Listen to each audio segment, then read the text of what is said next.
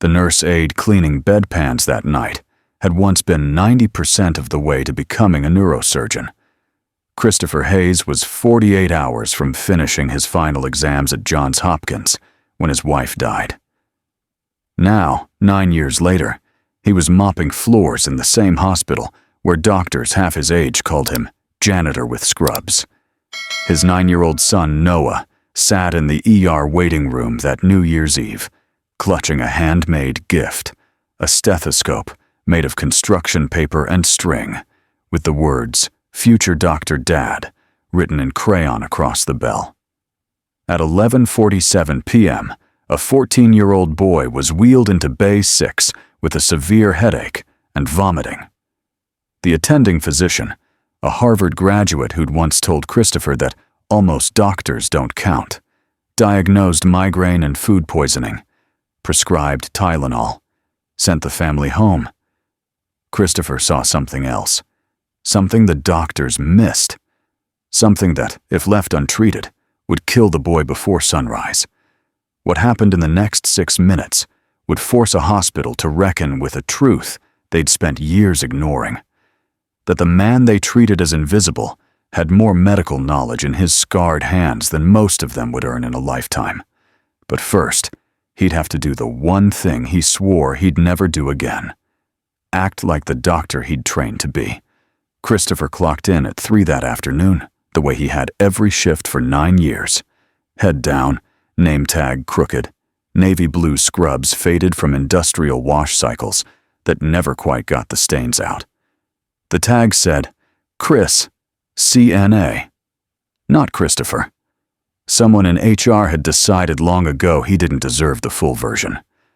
Providence Memorial's emergency department on New Year's Eve was a study in controlled chaos. Drunks sleeping off bad decisions in observation beds. A teenage girl with a sprained ankle from falling off a makeshift stage at a house party. An elderly man clutching his chest, surrounded by residents arguing about EKG readings. Christopher moved through it all like a ghost, restocking gloves, emptying bedpans, pushing gurneys from radiology back to patient bays. Work that required a strong back and a silent tongue. He was good at silence. Bay 6 smelled like bleach and vomit. Christopher mopped in careful, overlapping strokes, the motion automatic after thousands of shifts. Through the glass partition, he could see Noah in the staff break room, bent over a math worksheet under fluorescent lights that made everyone look half dead. The boy's backpack sat beside him, worn at the corners, decorated with a peeling NASA sticker. Christopher had bought that sticker 3 years ago at the Smithsonian during their only real vacation, back when he still thought maybe, someday, he'd save enough to give his son a life that looked like other kids' lives. Noah glanced up, caught his father's eye through the glass, and smiled. Christopher's chest tightened. The kid spent more evenings in hospital waiting rooms than he did at home. Other fourth graders had piano lessons and soccer practice. Noah had homework at a cafeteria table, dinner from a vending machine, and a father who cleaned up other people's blood for $11 an hour. Hayes, Christopher turned.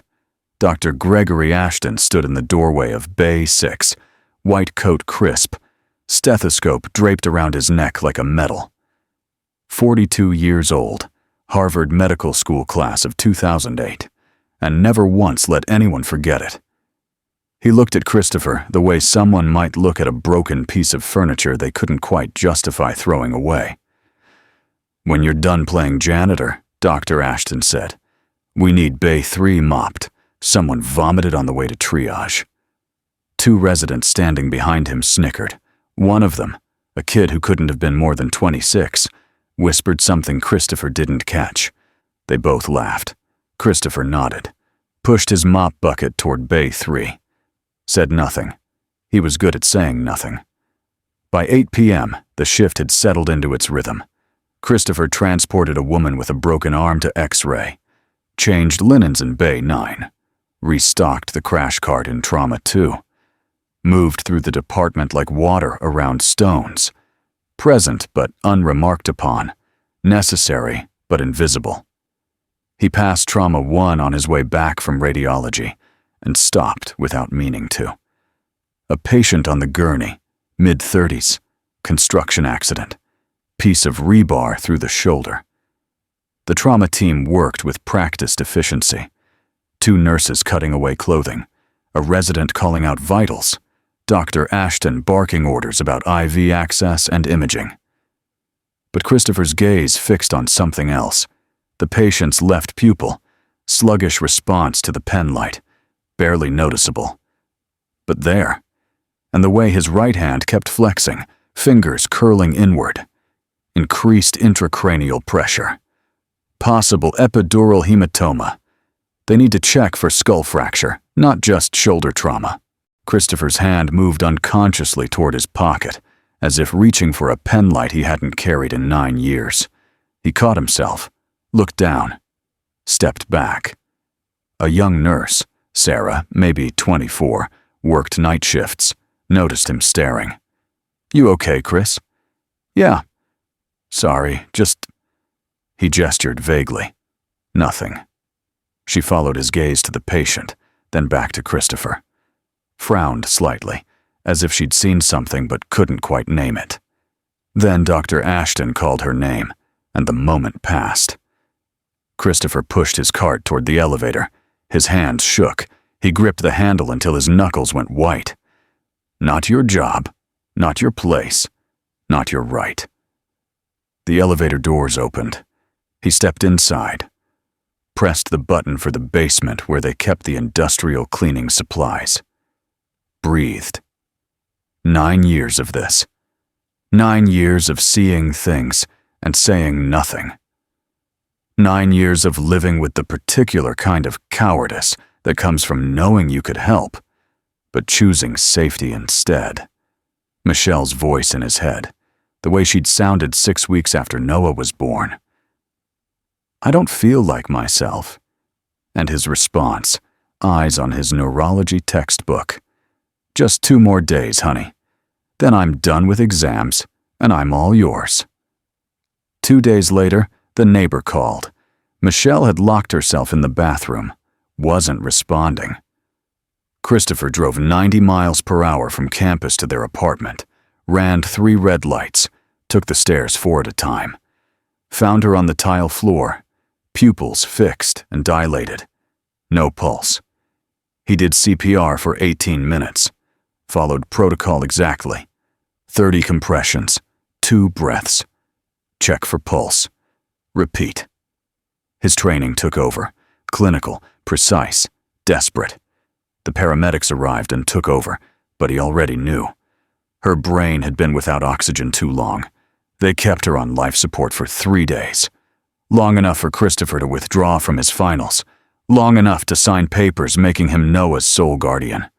Long enough to realize that the woman he'd married had been drowning right in front of him, and he'd been too focused on stapedial reflexes and cranial nerve pathways to see it. Postpartum depression. Postpartum psychosis. Words he'd memorized for exams, but never really understood until he read them on her death certificate. The elevator reached the basement. Christopher didn't move, just stood there until the door started to close, then hit the button to return to the ER. He had 6 more hours on his shift. Noah was upstairs waiting, and there were floors that needed mopping. At 9:30, Noah appeared in the doorway of the supply closet where Christopher was reorganizing IV tubing that didn't need reorganizing. "Hey, buddy," Christopher said, forcing brightness into his voice. "Homework done?" "Yeah." Noah shifted his weight from foot to foot, the way he did when he had something to say, but wasn't sure how. "Dad, why do you always work on New Year's?" Christopher set down the box of tubing. "Someone has to be here for people who need help." What he didn't say, because 9 years ago tonight, your mother died, and I can't be in our apartment when the ball drops. Because every New Year's Eve I come here and work until I'm too exhausted to remember what it felt like to find her. Noah nodded slowly. Then he reached into his backpack and pulled out a gift bag, metallic blue, tied with silver ribbon. "I made you something," he said. "For New Year's." Christopher took the bag. His hands were still scarred from years of industrial cleaning chemicals and rough handling of equipment. He untied the ribbon carefully, pulled out tissue paper, and stopped. A stethoscope, made from construction paper. Blue, Noah's favorite color. The tubing was yarn, knotted at careful intervals. The earpieces were bottle caps painted silver, and across the bell, in careful crayon letters, Future Dr. Dad. Christopher's throat closed. He turned the stethoscope over in his hands, felt the weight of bottle caps and cardboard, and 3 weeks of his son's secret work. "Buddy, I'm not," his voice cracked. "I'm just a nurse. Well, not even. I'm a nurse aide." Noah's face was so earnest it hurt to look at. "But you help people get better. That's what doctors do. Ms. Patterson said at school that doctors and nurses save lives. And you're here every day, so," he shrugged, "you're basically a doctor." "Noah, Tyler's dad is a lawyer, and he says lawyers help people too. But you actually see sick people every day and make them better. That's way more important." Christopher pulled his son into a hug so Noah wouldn't see his face. Over the boy's shoulder, through the supply closet door, he could see the ER, the doctors in their white coats, the residents clustered around computer screens, the nurses moving with confidence born from being allowed to use what they knew. And he thought, my son has no idea who I was, what I gave up. He thinks I'm something I'm not, and I've been too afraid to tell him the truth. "Thank you," Christopher managed. "It's perfect." Noah pulled back, grinned. "You can wear it at work. Show everyone." "Yeah. Maybe." He wouldn't. Couldn't. The thought of Dr. Ashton seeing it, making some comment, mocking his son's gift in front of the staff. No. Christopher tucked the stethoscope into his locker in the staff room, hid it behind his spare scrubs where no one would see. Noah went back to the break room and Christopher returned to work. He was good at hiding. At 10:45, the charge nurse found him restocking gloves in Bay 4. "Chris, Dr. Ashton needs someone to grab lunch trays from the break room. Family left them out." "On it." Christopher headed toward the break room, but stopped when he heard voices in the staff locker area. Dr. Ashton's voice, unmistakable. That particular blend of confidence and condescension that came from never having been wrong in a way that mattered. Ridiculous. A $40 gift card for Christmas? I've been here 6 years. A resident's voice. Better than what the CNAs get. "The CNAs?" Dr. Ashton laughed. "They get a paycheck. That's their gift." Christopher should have walked away. Should have let it go, like he let everything go. But his locker was right there, and he needed to grab his water bottle and he rounded the corner. Dr. Ashton stood at the open lockers, a resident on either side, and in his hand, the paper stethoscope. Christopher froze. Dr. Ashton held it up to the light, turning it like a specimen. "Future Dr. Dad," he read aloud. His voice dripped with amusement. "Well, isn't this precious?" The residents looked at each other. One of them, Dr. Patel, a second year who usually kept her head down, frowned slightly. "Chris," Dr. Ashton said, noticing him. "Is this yours?" Christopher's mouth went dry. "My son made it." "How sweet." Dr. Ashton examined the bottle cap earpieces, the crayon writing. "Future Dr. Dad, you know what they call someone who completes 90% of medical school? Not a doctor. They call them a canal, if they're lucky." The words hit like a fist to the solar plexus. Christopher heard one of the residents inhale sharply. Dr. Patel looked at the floor. "Dr. Ashton," Christopher started, "you're filling your kid's head with fantasies." Dr. Ashton crumpled the stethoscope, slowly, deliberately, and dropped it in the trash can beside the lockers. "He should know what you really are. It'll save him disappointment later." Behind Dr. Ashton, in the doorway, Noah stood holding 2 cups of hot chocolate from the vending machine. The cups hit the floor. Brown liquid splashed across white tile. The crash echoed in the small space. Noah's face. Christopher would remember that expression for the rest of his life. The way his son's eyes went wide, then narrow, then wet. The way his mouth opened, but no sound came out. "Dad." Noah's voice was barely a whisper. "You're not a real doctor?" Christopher couldn't move, couldn't speak. Every word he might have said stuck in his throat like broken glass. Dr. Ashton walked past Noah without a glance. "Christopher, grow up. The world needs janitors too." He left, the residents trailing behind him like ducklings. Dr. Patel paused, looked back at Christopher, opened her mouth, then closed it and followed the others. Noah stood in spreading hot chocolate. His sneakers were soaked. He looked at his father, waiting for an explanation that wouldn't come.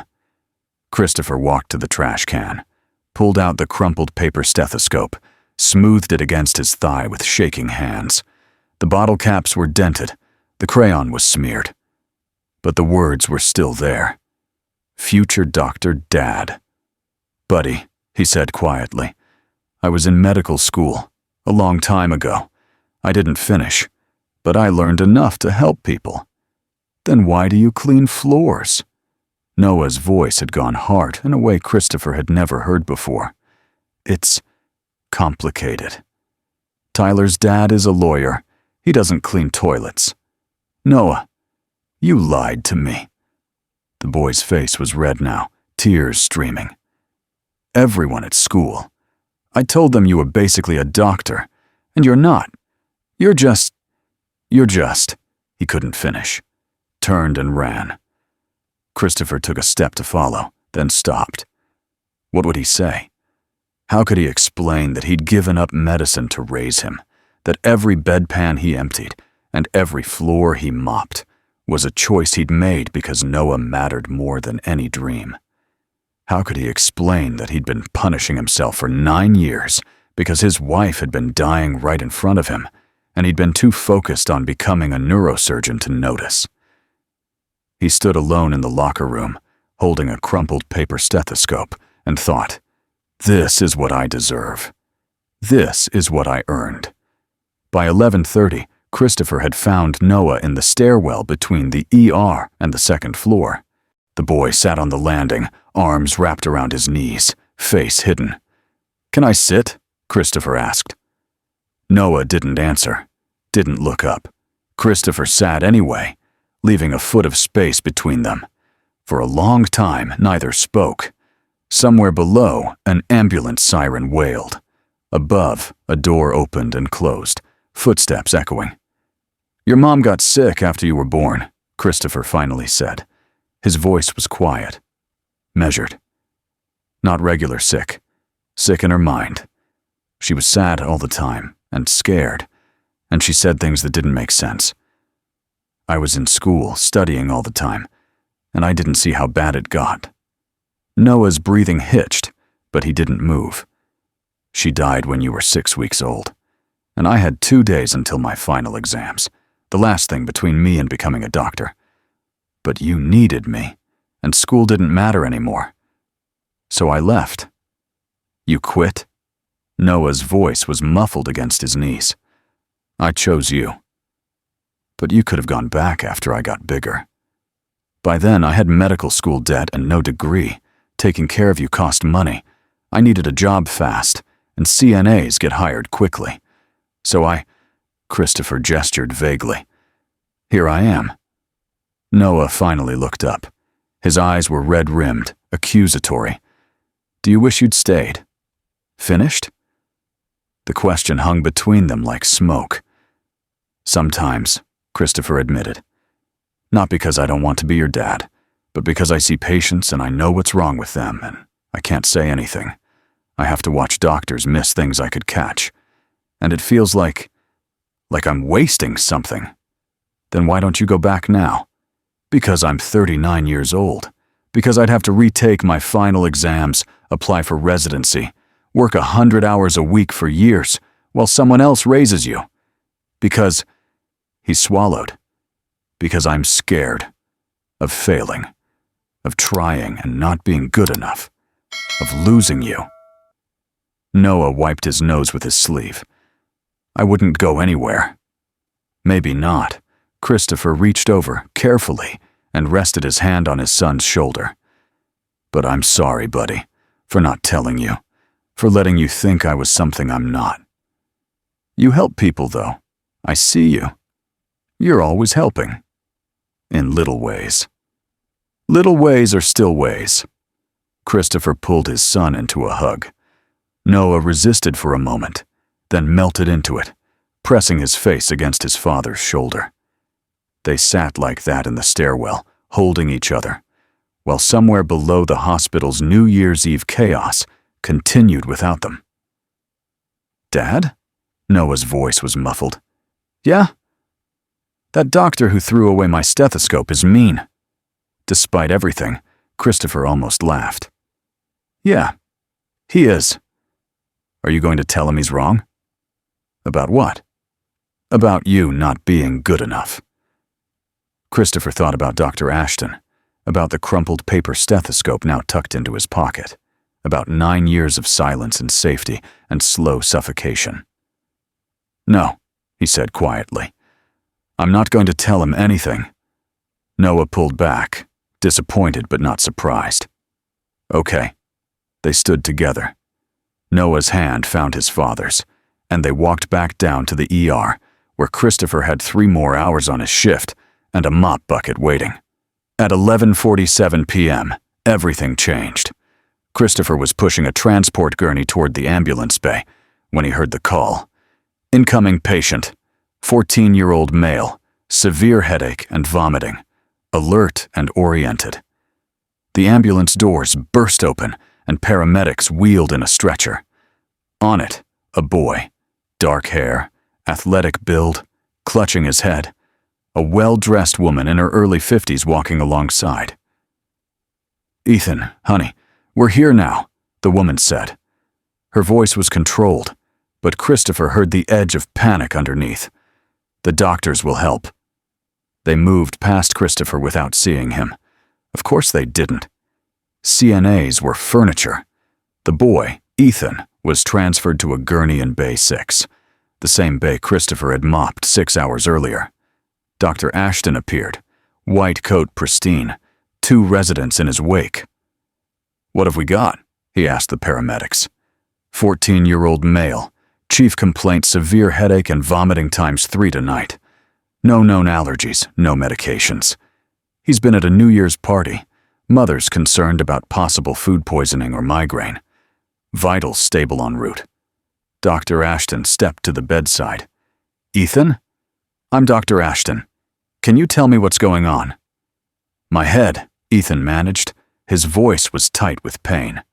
It really hurts, and I keep throwing up. When did this start? Tonight. But he winced. Everything's been kind of weird for like a week. Weird how? Headaches. Not as bad as tonight. But every day. And the light bothers me. Dr. Ashton pulled a pen light from his pocket. Look at me. He shone the light in Ethan's eyes. First one, then the other. Pupils equal, round, reactive to light. No anisocoria. He felt the boy's neck. No meningeal signs? Temperature? A nurse checked. 98.4. Blood pressure? 118/76. Dr. Ashton straightened, turned to the mother.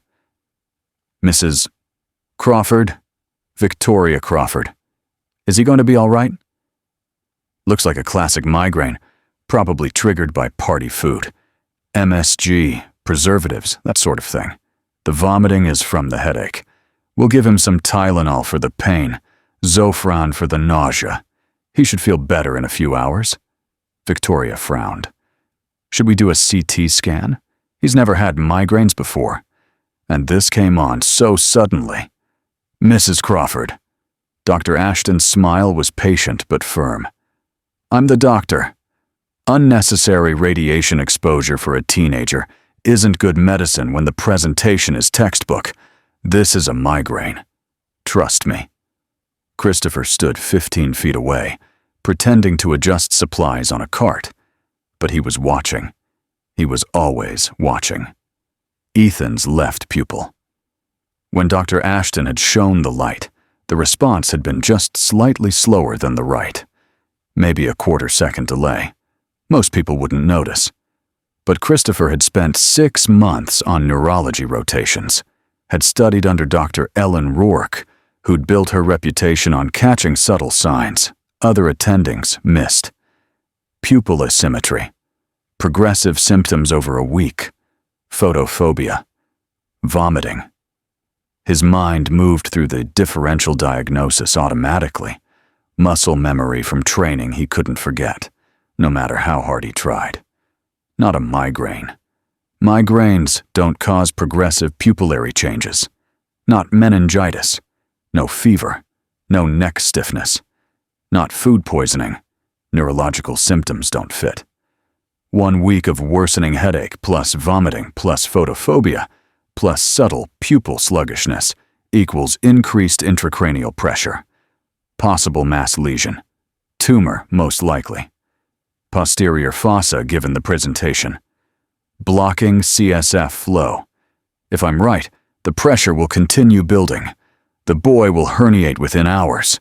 Brain tissue through foramen magnum. Respiratory arrest. Death.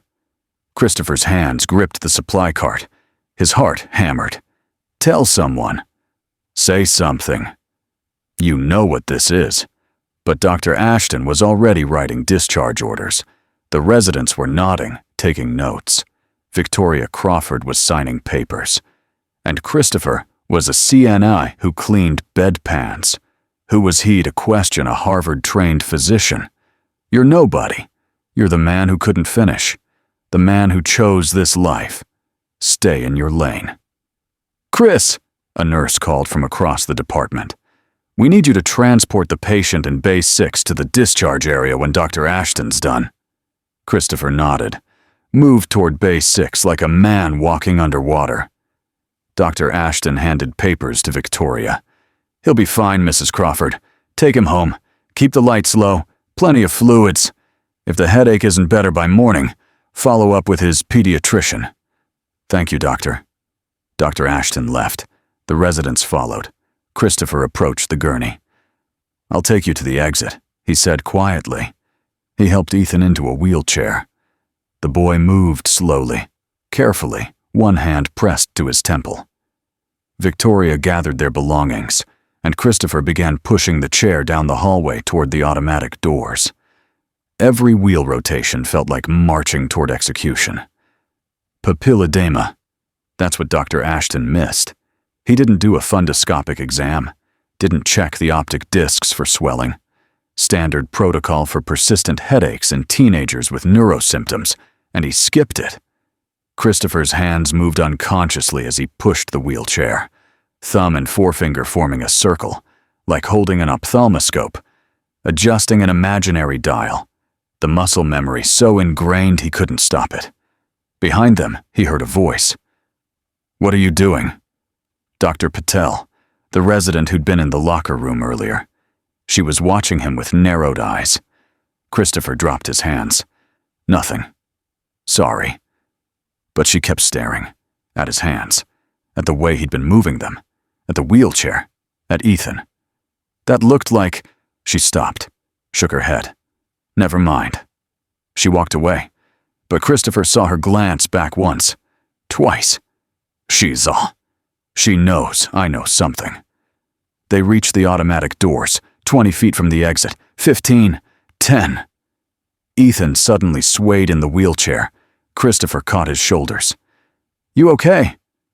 Dizzy, Ethan mumbled. Everything's spinning. Christopher touched the boy's wrist, pulse elevated, around 95.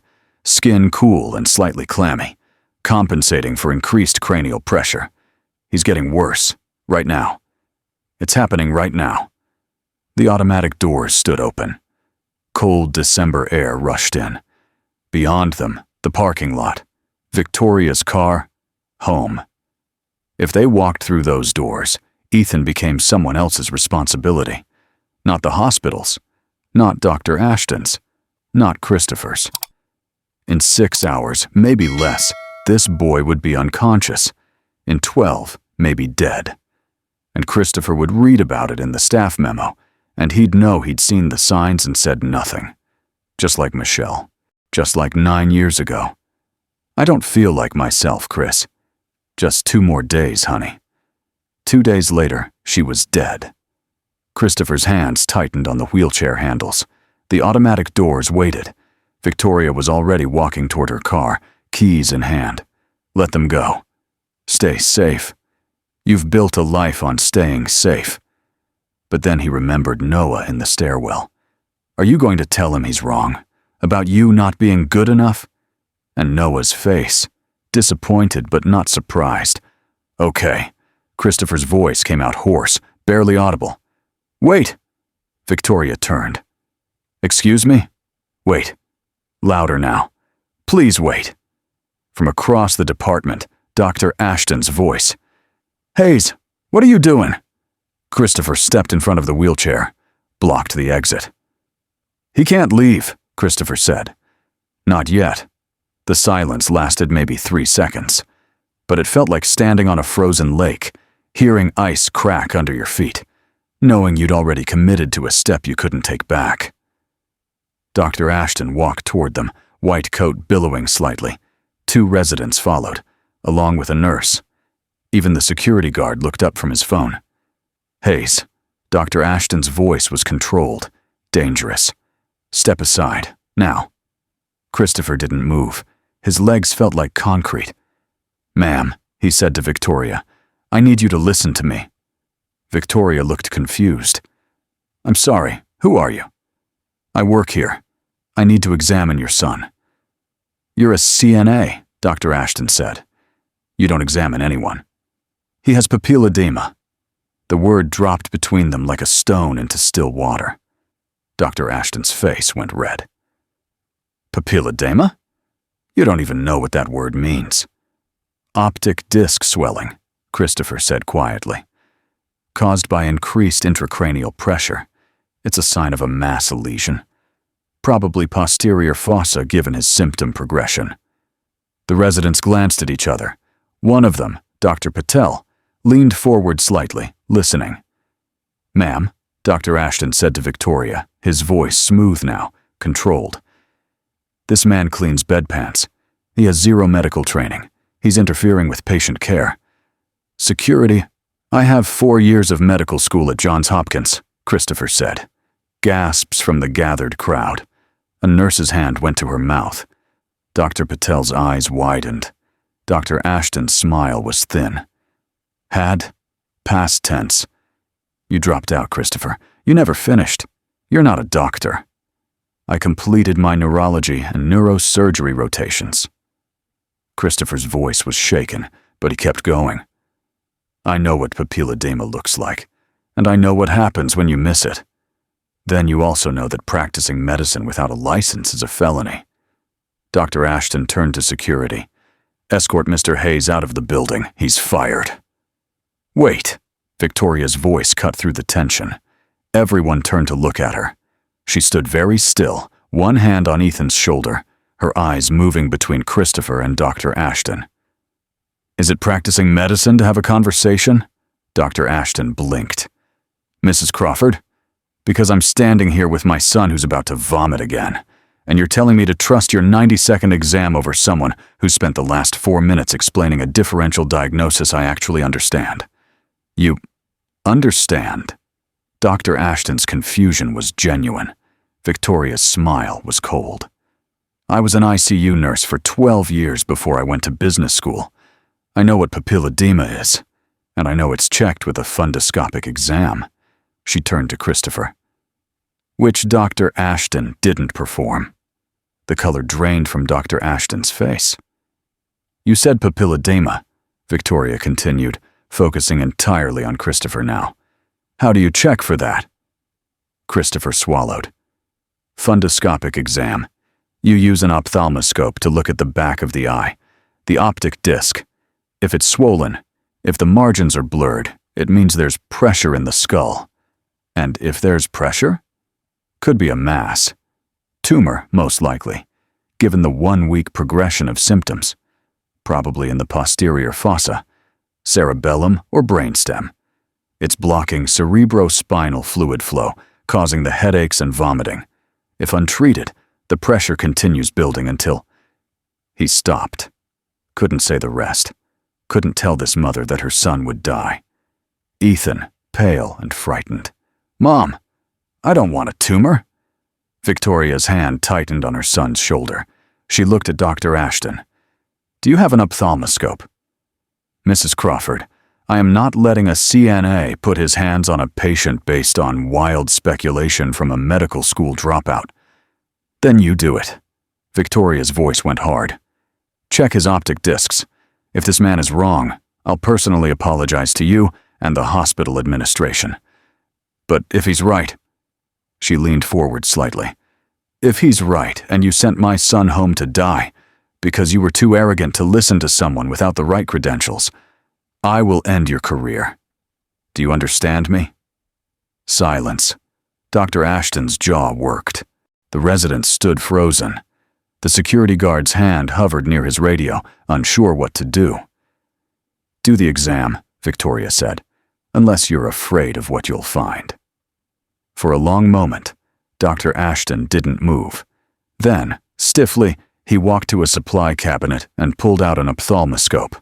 The gathered crowd parted as he returned to Ethan's wheelchair. "This is ridiculous," he muttered. He turned on the ophthalmoscope, adjusted the dial. "Ethan, look straight ahead. Don't move." The boy obeyed. Dr. Ashton leaned in, shining the light into Ethan's left eye, adjusted the focus, moved to the right eye. Christopher held his breath. Dr. Ashton's hand stilled. His face changed, the arrogance draining away, replaced by something that looked like fear. "Dr. Ashton?" Dr. Patel's voice was quiet. He adjusted the dial again, looked longer. "The disc margins. They're blurred, indistinct." "That's papilledema," Christopher said. "It could be pseudopapilledema. It could be an artifact. Get a CT," Victoria said. "Now." They moved Ethan to radiology within minutes. Christopher stood in the hallway, legs shaking so badly he had to lean against the wall. The adrenaline that had carried him through the confrontation was draining away, leaving him hollow. Noah appeared at his elbow. Christopher had forgotten his son was still in the building. "Dad?" Noah's voice was small. "Were you trying to help that boy?" "Yes." "Is he going to be okay?" "I don't know." Noah slipped his hand into Christopher's. They stood together, waiting. The ER continued its chaos around them. Nurses rushing past, residents huddled over charts, a drunk man singing off-key in observation. But Christopher heard none of it. His entire world had narrowed to the door, marked radiology. 23 minutes later, it opened.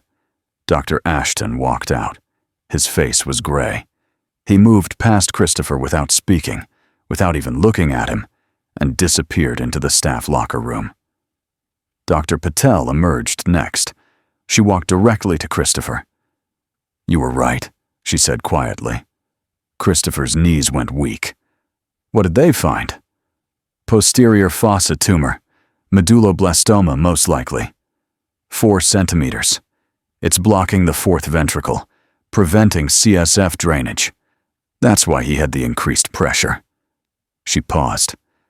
"Another few hours, and he would have herniated. You just saved his life." "I didn't save anything," Christopher said. His voice came from far away. "I just saw. That's more than the rest of us did." Dr. Patel looked at him for a long moment. "Johns Hopkins?" "Year 4, neurosurgery track." "Why did you..." She stopped, shook her head. "Never mind. It's not my business. But thank you for speaking up, even when it was hard." She left. Christopher sank down the wall until he was sitting on the floor. Noah sat beside him. "That lady said you saved someone," Noah said. "Maybe." But you did, right? You saw something the doctor didn't see, and you told them, and now they can fix it. Christopher nodded, couldn't speak. Noah leaned against his father's shoulder. That's what doctors do. Victoria Crawford found them 30 minutes later, still sitting on the hallway floor. Christopher stood quickly, Noah scrambling up beside him. Mrs. Crawford, Christopher started. I'm sorry if I overstepped. You're the nurse aide, she said. Not a question. Yes, ma'am. Hopkins, neurosurgery track. Also not a question. Christopher blinked. How did you?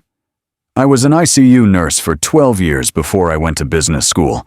I rotated through Hopkins in 2003 for a special training program. She studied his face. I know the teaching style. The way you explained the diagnosis. That's Dr. Ellen Rourke's method. The progressive differential, the specificity, the focus on what you can observe versus what you assume. She's legendary. She was my mentor, Christopher said quietly. Then why are you cleaning floors? The question hung between them. Christopher looked at Noah, at this woman who just had her worst fear confirmed, and somehow still had energy to care about his story, at the ER where he'd spent 9 years invisible. I had to make a choice, he said finally. Between finishing school and raising my son, I chose him. Victoria's expression softened. Your wife? Postpartum depression. She died when he was 6 weeks old. I'm sorry. She meant it.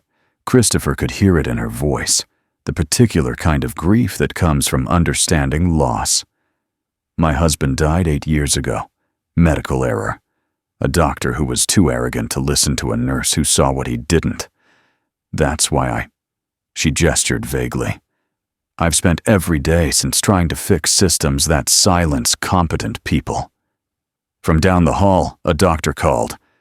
Mrs. Crawford, we're ready to take your son to surgery. Victoria nodded, looked back at Christopher. He's going into emergency surgery. They'll remove the tumor, place a shunt to drain the fluid. If he survives, no, when he survives, it's because you refuse to be silent. I hope it goes well, Christopher said. It will. Her voice was firm. And when it does, you and I are going to have a conversation about your future. Because someone with your training and your courage doesn't belong mopping floors. She started to walk away, then paused. What's your full name? Christopher Hayes. Dr. Hayes. She said it like she was testing the sound. That fits better than Chris the CNA, don't you think? She left before he could answer. The next few hours blurred together. Hospital administration arrived, a nervous man in his 50s who kept saying protocol and liability.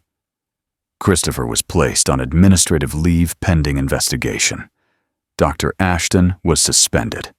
The ER staff couldn't stop whispering. By 2 a.m., Noah had fallen asleep on a waiting room couch, Christopher's jacket draped over him like a blanket. Christopher sat in a plastic chair, staring at nothing, running through the confrontation over and over in his mind. I stepped in front of that gurney. I blocked a doctor's discharge orders. I could be arrested. I could lose my job. I could... Chris! Dr. Patel stood in front of him, 2 cups of coffee in her hands. She offered him one. He took it. Can't sleep either, she asked, sitting in the chair beside him. No. They sat in silence for a moment. The ER had quieted. The New Year's Eve chaos winding down, only the diehards and the genuinely sick remaining. I need to tell you something, Dr. Patel said. Earlier tonight, around 8, when you stopped outside Trauma 1 to look at that construction accident patient? Christopher nodded. You were staring at his pupils, and I saw your hand move, like you were reaching for a pen light. And I thought, that's weird. CNAs don't think like that. She turned to look at him, but doctors do. I didn't say anything. I know. But you saw something, didn't you? About that patient. Christopher was quiet for a long moment. Then, possible epidural hematoma. His left pupil was sluggish, right hand kept flexing. Signs of increased intracranial pressure. They were focused on the shoulder trauma and might have missed the skull fracture. We did a CT 3 hours later when he became combative. Epidural hematoma. Had to drill burr holes to relieve the pressure. She looked down at her coffee. You were right about that, too. Did he make it? He's stable. Going to be fine. Christopher closed his eyes. How many other times? Dr. Patel asked. How many other times have you seen things and said nothing? I don't know. A lot. It's not my job to… Bullshit. Her voice was gentle but firm. It's everyone's job. Anyone who has the knowledge and the eyes to see. It's their job. You don't have permission. The system won't let you. She set down her coffee. That needs to change. I'm a CNA.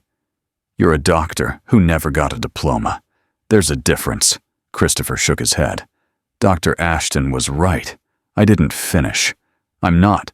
Dr. Ashton almost killed a 14-year-old boy tonight because he was too proud to do a 30-second exam. You saved that boy's life. Tell me which one of you deserves the white coat. Before Christopher could answer, his phone buzzed. A text from an unknown number. Surgery successful? Ethan stable. Meet me in the cafeteria at 7 a.m. We need to talk. Victoria Crawford. He showed the message to Dr. Patel. She smiled. I'd take that meeting if I were you. Christopher didn't sleep. At 6:30, he woke Noah, and they walked to the hospital cafeteria. It was mostly empty. A few night shift nurses finishing their breaks, a janitor mopping near the entrance. Victoria Crawford sat at a corner table, 2 cups of coffee already waiting. She looked exhausted, but her spine was straight, her eyes sharp. Mr. Hayes. Noah. She gestured to the seats across from her. Thank you for coming. They sat. Noah immediately reached for the hot chocolate she'd gotten him. Christopher's hands wrapped around his coffee cup, but he didn't drink. Ethan's out of surgery, Victoria said without preamble. They removed the tumor. It was a medulloblastoma, grade 4. The surgeon said it was one of the largest he'd seen in a pediatric patient. If we'd waited even another 12 hours. She didn't finish. Didn't need to. I'm glad he's okay, Christopher said. He's alive because of you. Victoria pulled out her phone, scrolled, turned it to face Christopher. On the screen, a medical record. This is from the surgeon's notes. Patient presented with classic signs of posterior fossa tumor that were missed in initial ER assessment. Diagnosis made by staff member with neurosurgical training, who recognized papilledema and insisted on imaging despite attending physician's discharge orders. Without this intervention, patient would likely have herniated within 6-8 hours, resulting in death. Christopher stared at the screen. You didn't just save my son, Victoria continued. You did what the entire emergency department couldn't or wouldn't do. You saw what was there and refused to pretend you didn't. She pulled out a business card, slid it across the table. Crawford Foundation Medical Scholarship. It covers tuition, living expenses, and childcare for healthcare workers returning to school. Christopher picked up the card. His hands were shaking again. You can't take charity. Victoria's smile was knowing. You're right. This isn't charity. This is me paying forward a debt I've owed for 8 years. When my husband died, because a doctor wouldn't listen to a nurse, I promised myself I'd spend the rest of my life fixing that. You're not taking charity, Christopher. You're taking what you earned 9 years ago when you walked away from your dream to save your son. Noah looked up at his father, hot chocolate mustache on his upper lip. Dad, does this mean you can be a doctor? Christopher looked at Victoria. I'm almost 40. By the time I finish, I'll be 42. Maybe 43. And you'll be 42 or 43 anyway, Victoria said. The question is whether you'll be that age doing what you were meant to do, or whether you'll be that age still wondering what if. Christopher thought about 9 years of silence. 9 years of watching and saying nothing. 9 years of believing he didn't deserve to practice medicine because he'd failed the one person who needed him most. And he thought about Ethan Crawford, 14 years old, alive because Christopher had finally refused to be silent. "Hopkins," he said quietly. "They wouldn't take me back. I withdrew right before finals. My transcript is incomplete." "Dr. Ellen Rourke says different." Victoria pulled out her phone again, showed him an email chain. "I called her yesterday after Ethan's surgery, told her what happened. She remembers you. She said, and I quote, 'Christopher Hayes was the most instinctively gifted diagnostician I've taught in 20 years. Tell him to come home. We'll make it work.'" Christopher's vision blurred. He blinked hard. "There's a spot for you in next fall's incoming class," Victoria continued. "You'll retake your step exams. I'm told you'll pass easily. You'll finish your final year, match into neurosurgery, if that's still what you want. Complete residency. Yes, you'll be in your 40s when you're done. But you'll be doing what you were trained to do." "What about Noah?" Christopher looked at his son. "I can't leave him. I won't." "You won't have to." Victoria turned to Noah. "How would you feel about moving to Baltimore? There's a really good school near the Hopkins campus." Noah's eyes went wide. "We'd live near Dad's school? The scholarship includes housing, a 2-bedroom apartment within walking distance of campus and Noah's school. Childcare stipend for after-school programs and summers. You'd actually see more of your father than you do now, Noah, because he won't be working double shifts to make rent." Christopher couldn't speak. The weight of 9 years, the guilt, the shame, the conviction that he didn't deserve redemption, pressed against his chest like a physical thing. "I've been punishing myself," he finally said, "for 9 years. Because my wife died, and I didn't see the signs. Because I was so focused on becoming a doctor that I couldn't see the person right in front of me was dying." Victoria reached across the table, placed her hand over his. "Michelle didn't die because you studied medicine. She died because postpartum depression is a disease that kills, and our medical system doesn't talk about it enough or treat it soon enough. You couldn't have saved her, Christopher, but you did save my son. That's not punishment. That's grace." A tear slid down Christopher's cheek, then another. Noah scooted his chair closer, pressed against his father's side. "Then stop," Victoria said gently. "Stop punishing yourself. Your wife would want you to live. Your son needs you to be whole. And there are patients out there, so many patients, who need you to be the doctor you were trained to be." Christopher looked down at Noah. "What do you think, buddy?" Noah didn't hesitate. "I think you should be a doctor, a real one. I'll be studying a lot. We won't have as much time together. We'll have more time than now, and you'll be happy."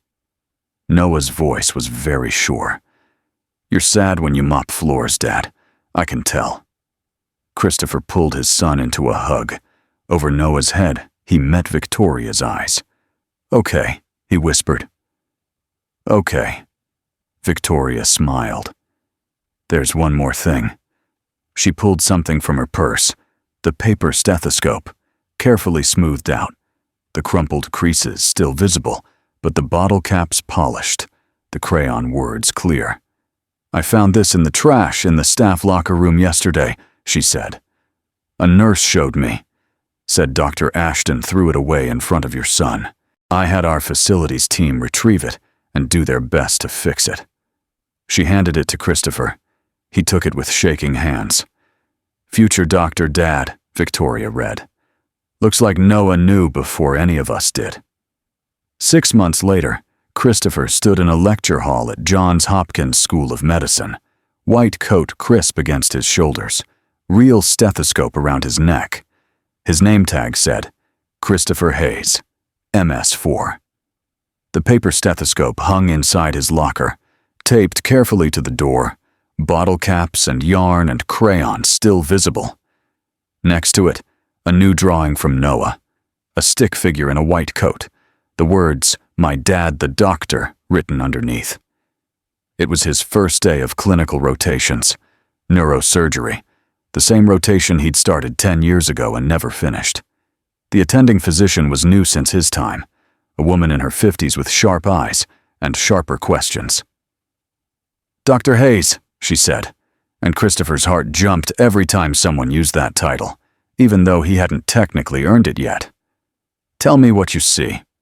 They stood at the bedside of a teenage girl, car accident, CT showing subdural hematoma.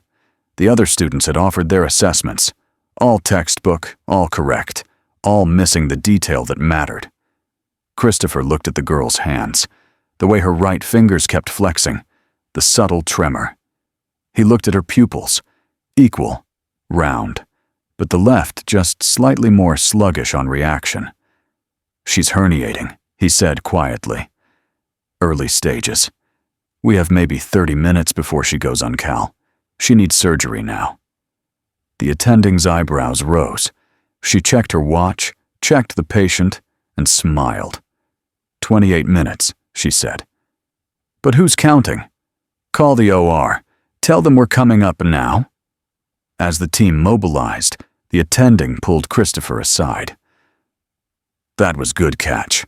Most people would have missed it." "I've had practice seeing what's there," Christopher said. She nodded, started to walk away, then paused. "I heard about you. The nurse aide who caught what the ER attending missed. The single dad who gave up medicine to raise his son, then came back." She looked at him for a long moment. "Medicine needs more people like you. People who remember that credentials don't save lives. Courage does." Christopher thought about Ethan Crawford, about Noah in the stairwell, about Victoria's hand covering his in the cafeteria, about 9 years of silence and 1 moment of choosing to speak. "Thank you," he said. "Don't thank me. Just don't quit." "Not again. The world needs doctors who actually see people." She left. Christopher stood in the hallway for a moment, feeling the weight of his white coat, the stethoscope against his chest, the knowledge that he'd finally stopped running from who he was meant to be. His phone buzzed. A text from Noah. "Good luck on your first day, Dad. You got this. Love you." He texted back. "Love you too, buddy. See you tonight." Tonight. He'd be home by 6. They'd have dinner together. Actual dinner. Not vending machine food in a hospital cafeteria. They'd do homework. They'd watch a movie. They'd be a family. And tomorrow, he'd do it again. And the day after that. Because he'd learned something in those 6 minutes on New Year's Eve. That walking away from a dream to do what's right isn't failure. It's courage. And sometimes, courage means staying away. But sometimes, it means coming back. The difference is knowing which one your son needs you to choose. 1 year after that night, Christopher was finishing his residency interviews when Victoria called. "Did you see the news?" she asked. "What news?" Dr. Ashton's medical license was revoked. Hospital investigation found 12 cases in the past 3 years where he missed diagnoses that other staff members had flagged. Turns out you weren't the only one he silenced. Christopher sat down. 12 cases. 12 that they could prove. The hospital's overhauling their protocols now. Any staff member, nurse, tech, aide, anyone, can now call for a second opinion without retaliation. They're calling it the Hayes Protocol. "They're naming it after me." Victoria laughed. "You changed medicine, Christopher. Not just for Ethan. For everyone who was too afraid to speak up because they didn't have the right credentials." After they hung up, Christopher sat in his car for a long time. He thought about Michelle, about the signs he'd missed because he was too busy studying, about 9 years of believing he didn't deserve to practice medicine, about one 14-year-old boy and 6 minutes that changed everything. His phone buzzed again. This time, a photo from Noah, the kid standing in front of their Baltimore apartment building, holding up a report card. All A's, the message underneath. "We did it, Dad." Yeah, Christopher thought. They did. He drove home through evening traffic, past the Hopkins campus, where tomorrow he'd present his research on early detection of posterior fossa tumors, past the elementary school where Noah was probably finishing soccer practice, past the life they'd built from the wreckage of the life they'd lost. When he got home, Noah was waiting on the front steps. The paper stethoscope, still carefully preserved, hung from his backpack. "Hey, future doctor," Christopher said. Noah grinned. "Hey, actual doctor." They walked inside together, and somewhere in the gathering dusk, another family waited in another emergency room, and another staff member saw something the doctors missed, and this time, because of what Christopher had started, they spoke up. Because credentials don't save lives. Courage does. And sometimes, the bravest thing you can do is refuse to let the world tell you what you're worth.